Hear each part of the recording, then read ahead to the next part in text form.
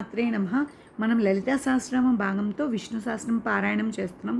విష్ణు సహస్రనామం పారాయణం అనేది శ్లోకం అనేది స్పష్టంగా చదివితే దాని యొక్క శక్తి పెరుగుతుందని తెలుసుకున్నాం కదా. అలాగే ఏదైనా శ్లోకంని ఏదైనా నామంని 1కి 10 సార్లు వినడం, 1కి 10 సార్లు చదివితే దాని యొక్క స్పష్టత తెలుస్తుంది. ఆ శ్లోకం కానీ నామం కానీ మనం స్పష్టంగా పలికితే ఆ బీజాక్షరం యొక్క శక్తి పెరుగుతుంది. కాబట్టి మనం ప్రతి శ్లోకంని చూసి చదివినా చూడకుండా చదివినా చూసి నేర్చుకోవాలి. ఫస్ట్ స్పష్టంగా కలవడం. ఇప్పుడు మనం 9వ శ్లోకం నేర్చుకుందాం.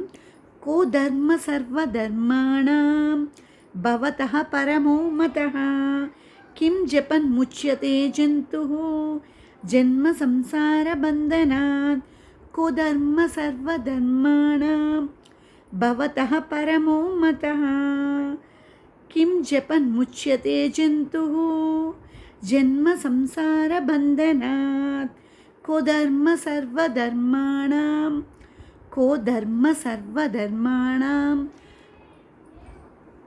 భవతః పరమో మతః కిం జపన్ ముచ్యతే జంతుః జన్మ సంసార బంధనాత్.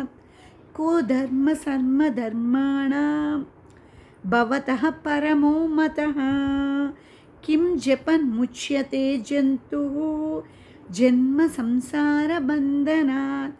కో ధర్మ సర్వధర్మాణం భవతః పరమో మతః కిం జపన్ ముచ్యతే జంతుః జన్మ సంసార బంధనాత్.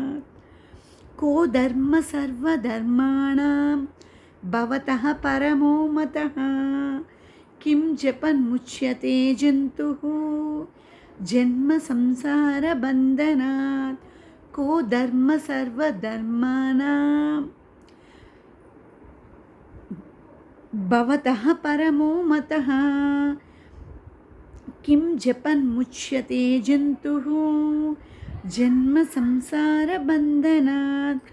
కో ధర్మ సర్వధర్మాణం భవతః పరమో మతః కిం జపన్ ముచ్యతే జంతుః జన్మ సంసార బంధనాత్.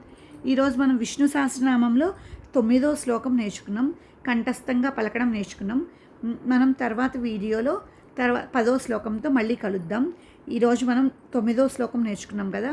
ఏ శ్లోకంనైనా మనం స్పష్టంగా ఈ విష్ణుమూర్తి యొక్క ఆశీస్సులు మనందరిపై ఉండాలని కోరుకుంటున్నాను. మళ్ళీ మనం తర్వాత వీడియోలో 10వ శ్లోకంతో నేను మీ ముందుకు వస్తాను.